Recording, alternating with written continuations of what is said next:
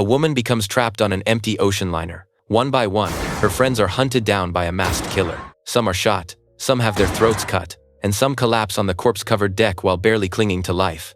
The woman runs for her life until she finally grabs a fire axe and corners the masked killer near the railing. But instead of fighting back, the figure keeps repeating the same line. If she wants to go home, she has to kill everyone on the ship. She has no idea what that means. She swings the axe and knocks the killer into the sea, believing the nightmare is finally over. But then, just seconds later, cries for help rise from the water again. The yacht that just sank somehow reappears. All of the friends who were already dead are suddenly alive again.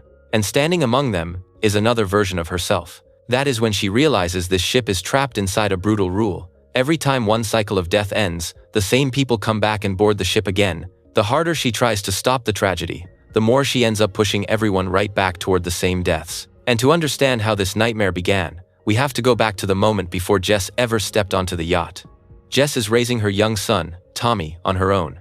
Tommy has autism, and loud sounds, bright colors, or sudden changes can easily send him into a panic. The constant pressure has left Jess exhausted. She loves her son, but there are times when her frustration takes over, and she lashes out at him. That morning, Tommy accidentally spills paint across the floor. Jess cleans it up while struggling to hold back her anger.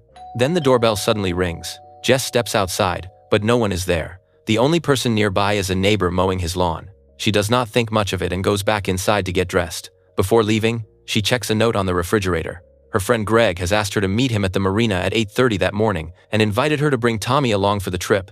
Jess packs their things and prepares to leave. But when Tommy looks at his mother, he suddenly becomes terrified. He backs away from her and refuses to get into the car. Jess has no choice but to pick him up and carry him outside. But when the scene changes again, Jess appears at the marina alone. Tommy is nowhere to be seen. Greg organized the trip and owns the yacht.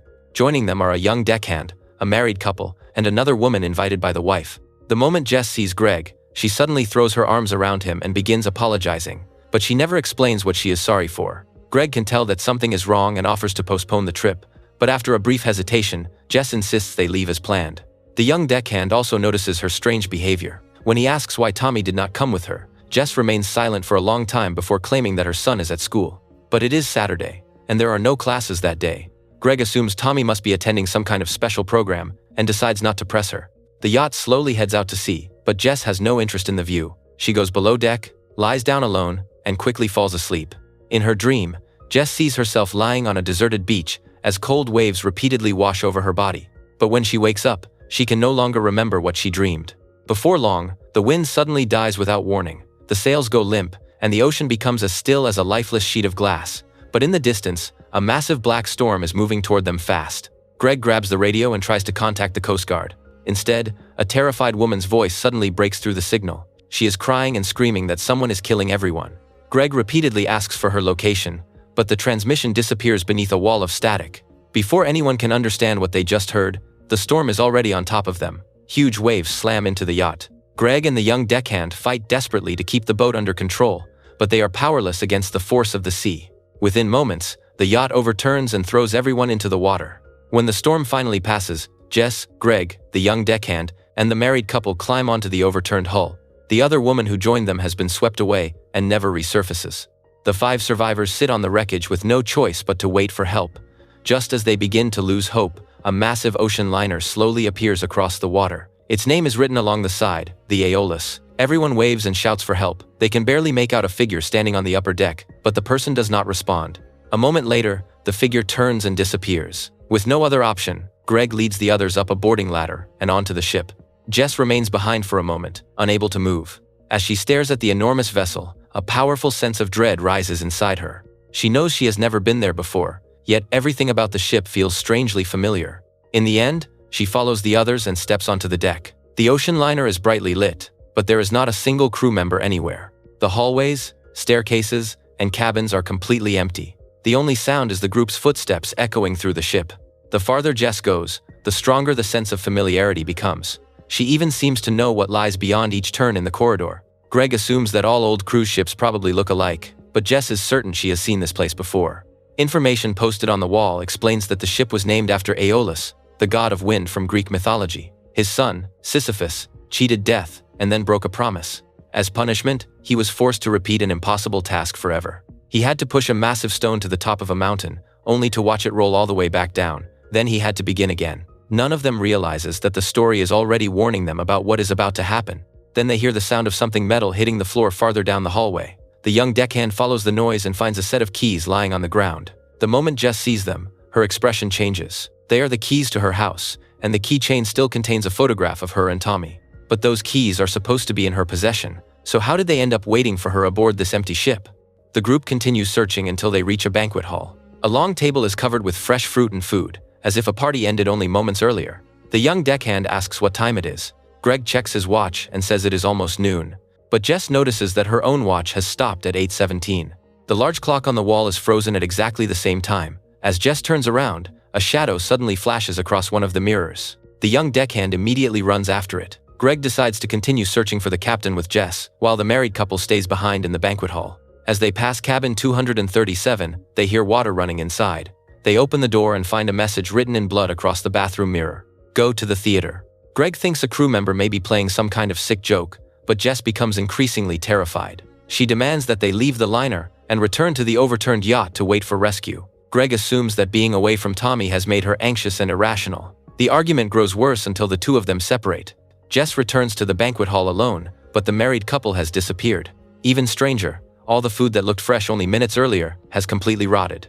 Before Jess can understand what is happening, the missing deckhand staggers into the room. There is a massive wound in the back of his head, and his face is covered in blood.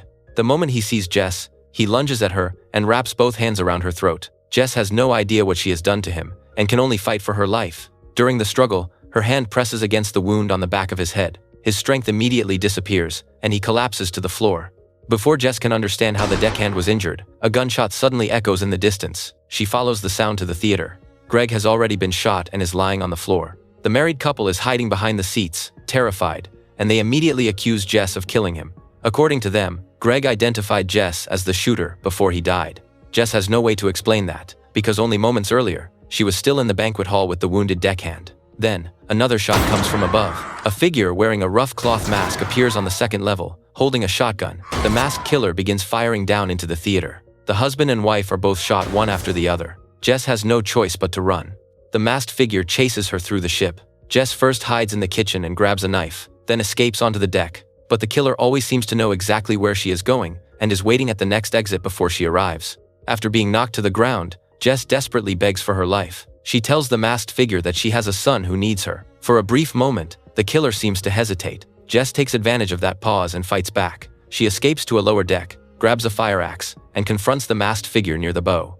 After a violent struggle, Jess knocks away the shotgun and forces the killer back against the railing. She keeps demanding to know who is behind the mask, but the figure only repeats the same words. If she wants to go home, she has to kill everyone. It is the only way. Jess cannot make sense of it. She swings the axe again, forcing the masked figure over the rail and into the sea. For a moment, it seems that she is now the only person left on the ship.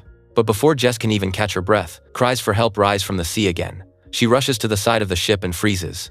The same yacht that was destroyed in the storm has somehow returned. Greg, the young deckhand, and the married couple are all sitting on the overturned hull, calling for help. And standing among them is another Jess. Everyone who just died is suddenly back. In that moment, Jess finally understands the figure they saw on the ship before boarding. It was her, after surviving the previous round of slaughter.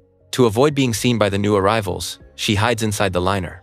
From the shadows, she watches the other Jess step aboard and say the exact same words she once said herself. I feel like I've been here before. Every line of dialogue, every movement, everything unfolds exactly the way she remembers it.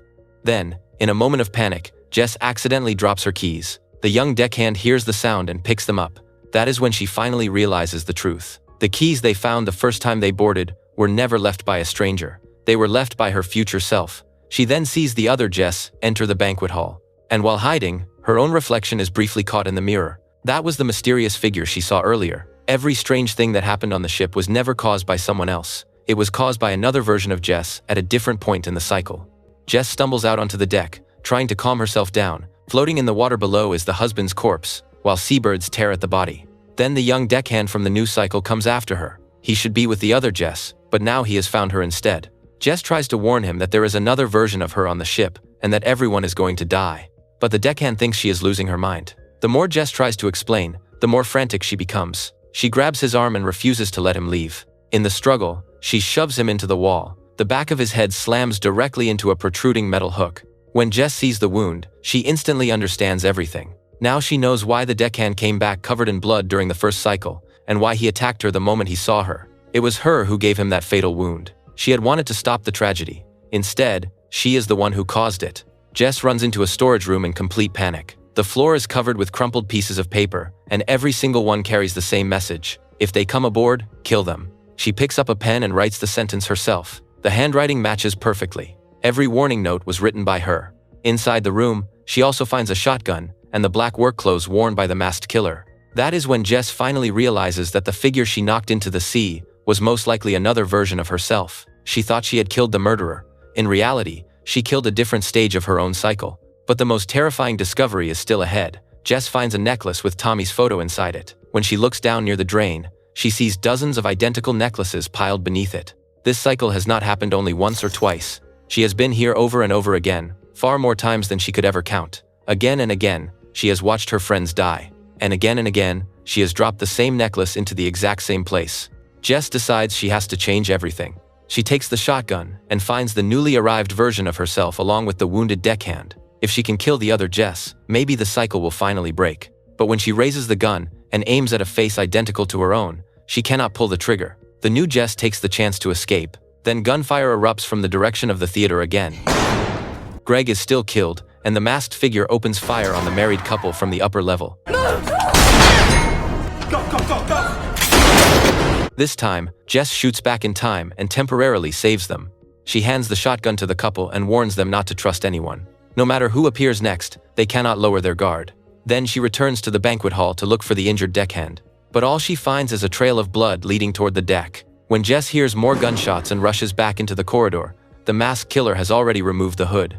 Underneath the mask is Jess again, but this version of her has endured even more cycles. She no longer shows fear or hesitation. All that remains is the cold determination to complete the massacre. She tricks the married couple into entering cabin 237. Then, while they are off guard, she cuts the husband's throat and stabs the wife. The wounded woman manages to stagger out of the room and into the radio room. There, she begs for help, crying that everyone on the ship is dead and someone is hunting her. It is the exact distress call Greg heard over the radio before the storm hit the yacht. Following the trail of blood, Jess makes her way to the upper deck. What she finds there destroys the last of her hope. In one corner, the bodies of the same woman are piled together. Every corpse has the same wound. Every one of them came from a different round of the cycle. The injured wife lies near the heap of bodies and uses the last of her strength to ask Jess why she is doing this to them. Jess has no time to explain. The sound of another struggle is already coming from the lower deck. When she looks down, she sees the newly arrived Jess fighting the masked version of herself. It is unfolding exactly the way Jess experienced it during her first cycle. Once again, the masked Jess is knocked over the railing and falls into the sea. A short time later, the overturned yacht reappears on the water. Another Greg, another deckhand, the same married couple, and another Jess begin approaching the liner. That is when Jess finally understands the pattern controlling the cycle. Once everyone from the previous group is dead and the masked Jess falls into the ocean, a new group appears. Jess comes up with a plan she believes could break the cycle. If she kills everyone in the current group as quickly as possible, the next group will arrive sooner. Then she can wait near the boarding point and stop them from ever entering the liner. They can remain on the overturned yacht until real rescuers arrive. The rule is horrifying, but to Jess, it now seems like her only chance to return home to Tommy. Jess begins preparing the next massacre by following the events she now remembers. Using the victim's blood, she writes, "Go to the theater" on the mirror inside cabin 237. Then she throws the bodies into the sea one by one. After that, she enters the banquet hall and tells the newly arrived married couple that Greg is waiting for them in the theater. Then she goes into the storage room, changes into the black work clothes, picks up the shotgun, and puts on the mask. At that moment, every mystery finally connects. She wrote the bloody message on the mirror. She dropped the keys. She caused the deckhand's head wound. She lured the married couple into the theater. And the mass killer hunting everyone on the ship has been her all along. To stop the next massacre, she first has to complete the one happening now. Jess finds Greg in the theater. He recognizes her by the shoes on her feet, but he cannot understand why she is pointing a gun at him. Jess can only tell him that once everyone dies, the yacht will appear again. She has to restart the cycle. After apologizing, she pulls the trigger. The gunshot draws the others, and Jess continues firing according to the pattern she remembers. The new version of herself escapes from the theater, and Jess chases after her across the ship. But even after making up her mind, she still cannot truly kill another version of herself. That single moment of hesitation gives the other Jess the chance to fight back. In the end, they clash again at the bow of the ship. This time, Jess is the masked figure trapped against the railing, and standing in front of her with the axe is the version of herself who just boarded the ship and still does not know the truth. Jess finally says the same words she once heard for the first time. "You have to kill them. It's the only way home." The new Jess cannot understand what she means. She swings the axe and knocks the masked Jess over the railing. Jess falls from the liner into the sea, but she does not die. When she opens her eyes again, she is lying on the same beach from her dream. She tears off the soaked black clothes and runs home as fast as she can. Through the window, Jess finally sees Tommy, but there is already another version of her inside the house. This Jess is still wearing the dress from earlier, and is furiously yelling at Tommy for spilling the paint. She curses at him. She even hits him. Standing outside, Jess cannot bear the sight of herself treating the child she wants to protect this way. Tommy accidentally notices the second mother outside the window, panics, and knocks over the paint again. The Jess inside becomes even more enraged. To draw her away, the Jess outside rings the doorbell. That is the unexplained ringing heard earlier that morning. While the other Jess goes outside to check, Jess slips into the house, picks up a hammer, and kills her. Tommy sees the whole thing. Jess immediately grabs her terrified son, holds him close, and tells him that it was all just a bad dream. After that, Jess stuffs the other version of her body into a bag and places it in the trunk of the car. She removes the woman's necklace, takes Tommy with her, and drives away. Jess believes she has finally changed the past. This time, she will become a kinder mother. She will not lose her temper with Tommy, and she will not allow the next tragedy to happen. But while they are driving, a seabird suddenly slams into the windshield. Jess pulls over and throws the dead bird to the side of the road. Then she sees something horrifying. Below the roadside embankment is a pile of identical dead seabirds. She never escaped the loop. She has driven down this same road countless times before. Panicked, Jess climbs back into the car. The blood on the windshield sends Tommy into another terrified meltdown. Jess turns around to calm him down and fails to notice the truck coming straight toward them. The two vehicles crash head-on. The car flips violently off the road, and the body hidden in the trunk is thrown free. Tommy is left lying on the ground, dead. Jess stands nearby, staring at her son's body. She has no visible injuries, and the people around the scene seem unable to see her at all. Then a taxi driver approaches. In a calm voice, he tells Jess that the boy cannot be saved. No one can bring him back. The driver asks Jess where she wants to go. She does not choose to leave. Instead, she tells him to take her to the marina. When they arrive, the meter is still running. The driver says he will wait for her there, then asks if she plans to come back. Jess tells him yes. But as soon as she steps onto the dock, she sees Greg and the young deckhand again. The deckhand asks about Tommy. Jess stays silent for a long moment, before saying that he is at school. Greg can immediately tell that she is in terrible shape and once again offers to cancel the trip. Jess looks at the yacht that will soon sail straight into the storm. She knows that if she boards it, she will go through everything again: the capsized boat, the ocean liner, the massacre, and the countless versions of herself. But that path is also the only possible way back to Tommy. In the end, Jess boards the yacht anyway, and the cycle begins again. The myth behind the Aeolus had been warning her from the beginning. Sisyphus cheated death, broke his promise, and was condemned to repeat the same impossible task forever. Jess also made a promise to the driver that she would return, but instead, she chooses to step onto the yacht again. Over and over, she goes back home. Over and over, she kills the version of herself from the past. And over, she watches Tommy die in the same crash. Jess believes that if she tries one more time, she will finally make the right choice. But every attempt to change the ending only turns her into another necessary part of the cycle. She is not simply trapped in time. What truly traps her is the belief that this time, she can still save her son. The way out may never have been to kill everyone on the ship or destroy another version of herself. It may have been to accept that the tragedy had already happened, admit that she could not change the past, and keep her promise by returning to the taxi that was still waiting for her. But as a mother who has just lost her son, Jess cannot make that choice. As long as there is even the smallest chance of holding Tommy again, she will board the yacht one more time. Even if it means watching her friends die again and again. Even if another version of herself is waiting to hunt her down. And even if the nightmare never ends. Thanks for watching. If you enjoy crime twists, revenge traps, legal loopholes, and survival stories where one mistake changes everything, make sure to subscribe to Traplix Cinema. Every story here starts with a trap and ends with a truth that flips everything you thought you knew.